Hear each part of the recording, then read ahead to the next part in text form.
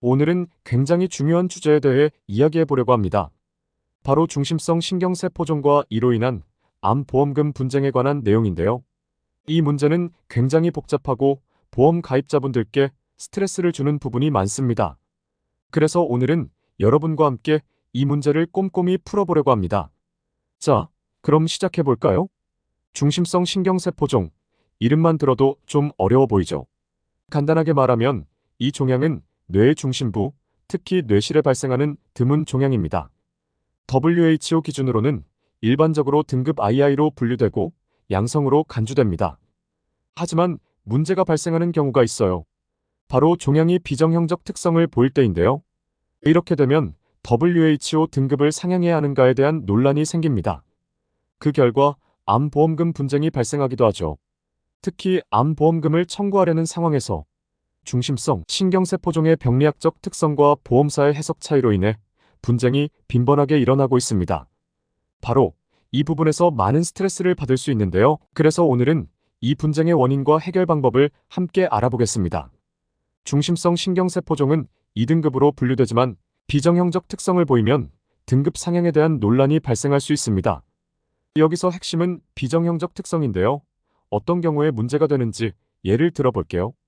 종양의 세포 증식 지수가 높다거나 비정형적인 구조가 발견된다거나 괴사, 즉 조직이 죽어가는 현상이나 혈관 증식 같은 악성 징후가 보이는 경우가 있어요. 이런 경우가 발생하면 보험사와 피보험자 간의 논란이 생길 수밖에 없습니다.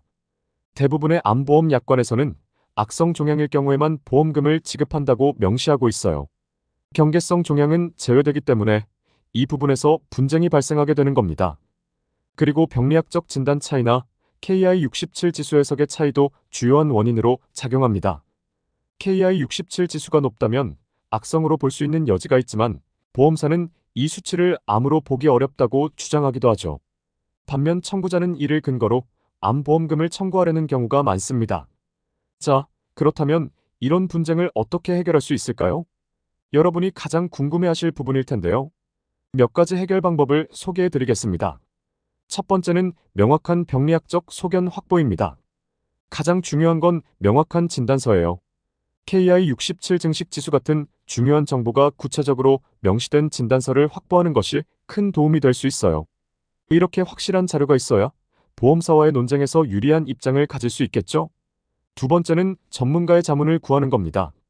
비정형적 특성을 어떻게 해석할 것인지는 전문가의 의견이 중요한 부분입니다. 전문가의 의견이 있다면 여러분의 주장을 더 강하게 뒷받침할 수 있습니다.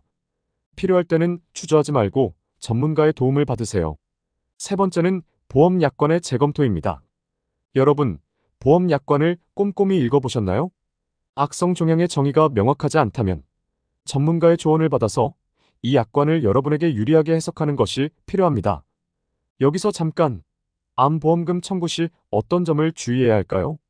먼저, 진단 당시의 WHO 등급 확인이 중요합니다.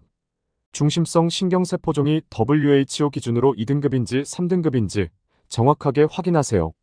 이 정보는 나중에 보험금 청구를 할 때 아주 중요한 증거가 됩니다. 또한 보험 약관의 명확한 이해가 필요해요. 이 약관을 꼼꼼히 읽고 암이 어떻게 정의되는지, 양성과 악성을 어떻게 구분하는지를 정확히 이해해야 합니다. 그래야 불필요한 분쟁을 피할 수 있겠죠? 그리고 병리보고서의 확보도 중요합니다. 진단 과정에서 작성된 병리보고서를 꼭 확보하세요. 이 보고서는 보험사와의 분쟁에서 중요한 근거 자료가 됩니다. 중심성 신경세포종은 그 특성 때문에 암보험금 분쟁이 생길 수 있지만 명확한 진단과 전문가의 자문, 그리고 보험 약관의 정확한 이해가 있다면 이런 분쟁을 충분히 예방하고 해결할 수 있습니다. 오늘 이야기한 내용이 여러분께 도움이 되었으면 좋겠네요. 궁금한 사항이 있다면 언제든지 연락주세요. 여러분의 질문에 최선을 다해 답변 드리겠습니다. 그럼 다음 영상에서 다시 만나요. 감사합니다.